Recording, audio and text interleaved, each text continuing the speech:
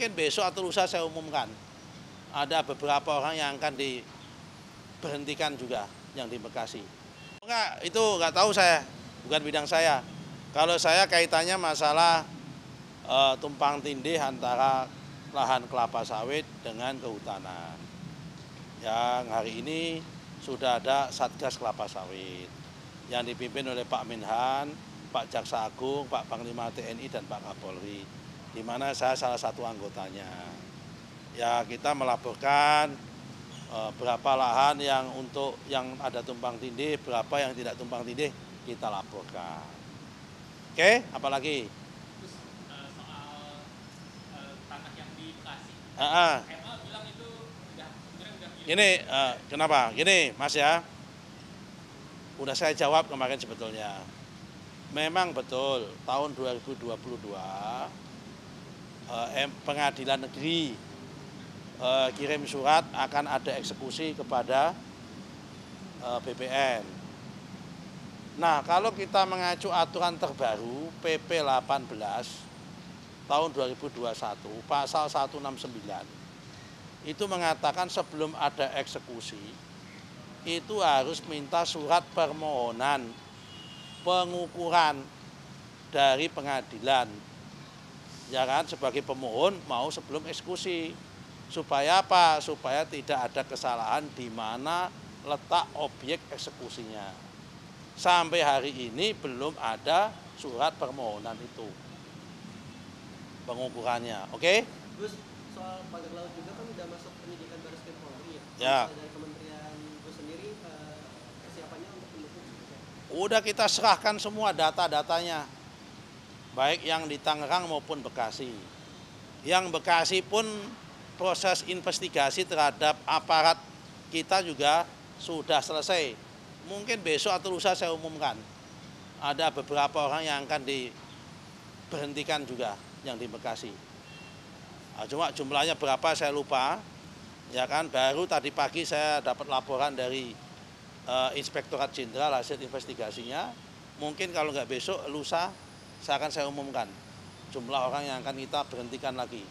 Jadi kita serius mengatasi masalah ini. Hari ini juga yang di Tangerang 193 sertifikat secara sukarela juga sudah diserahkan sama BPN, dibatalkan secara sukarela yang di atas laut. Jadi insya Allah semua yang di atas laut clear and clear dibatalkan. Tidak perlu kita pembatalan. Mereka yang bersangkutan sukarela minta dibatalkan. Ini yang diberhentikan itu eselon 1 apa eselon 2? Oh ya, yang terlibat di bawah dong, bukan eselon 1 eselon 2 kan. Itu kan permainannya ada di bawah di kantor Bekasi. Ya kan, mindah peta itu. Yang dari peta darat ke peta laut itu. Dah, apalagi? tapi yang dari kementeriannya nggak terlibat. Yang dari kementeriannya nggak terlibat. Kementerian apa? Tadi kan yang terlibat di bawah di Dah. Nggak sampai sejauh itu. Wong ini malah kepala kantor aja nggak tahu. Ini murni permainan nakal oknum orang di bawah. Setelah kita cek gitu. Modusnya itu kan udah kita jelaskan, Mas. Ya. Modusnya ada orang punya sertifikat. Jumlahnya 89 sertifikat. Dimiliki 84 orang. Oke? Jumlahnya 11,6 hektar. Tiba-tiba kan setiap sertifikat ada namanya NIB kan. Nomor induk bidang kan. Lah ini NIB-nya dipakai, dipindah ke laut, jumlahnya 79 hektar. Dari 11,6 pindah ke laut yang luasnya 79,6 hektar. Yang semula pemiliknya ada 84 pemilik menjadi 11 pemilik. Yang salah satu di antara pemiliknya itu adalah oknum kepala desa setempat.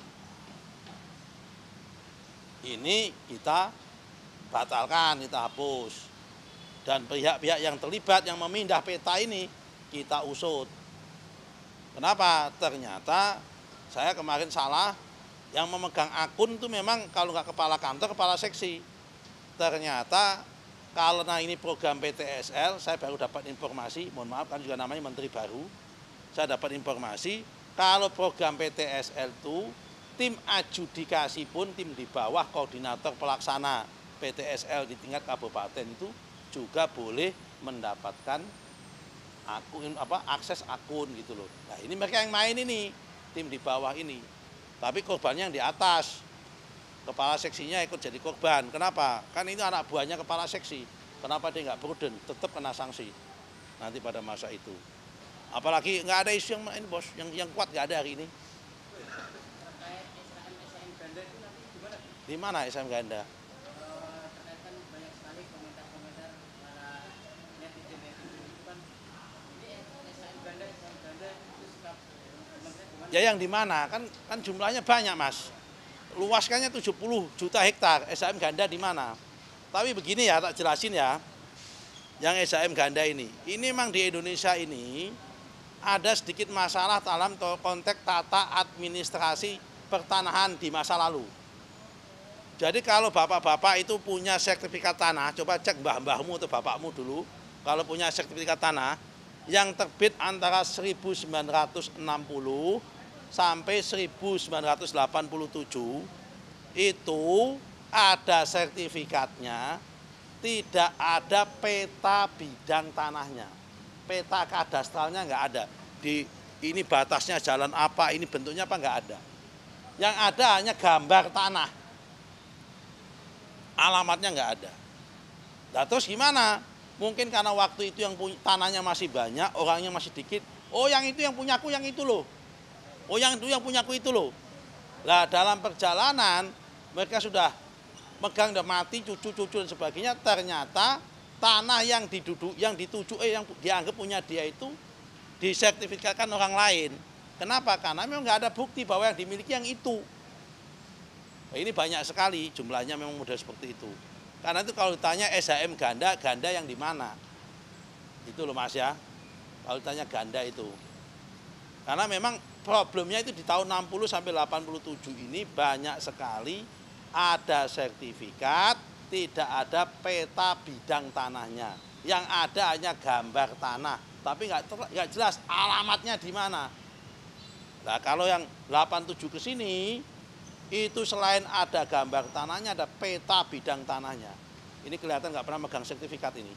Atau belum pernah beli sertifikat kelihatannya ini. Masih ngontrak apalagi itu ya. Oke, apalagi cukup.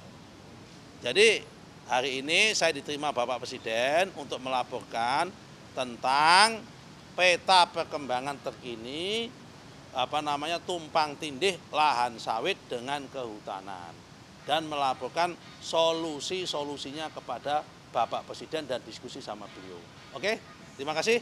Assalamualaikum warahmatullahi wabarakatuh.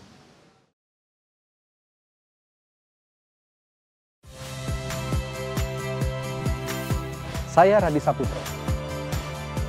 Saksikan program-program Kompas TV melalui siaran digital, pay TV dan media streaming lainnya.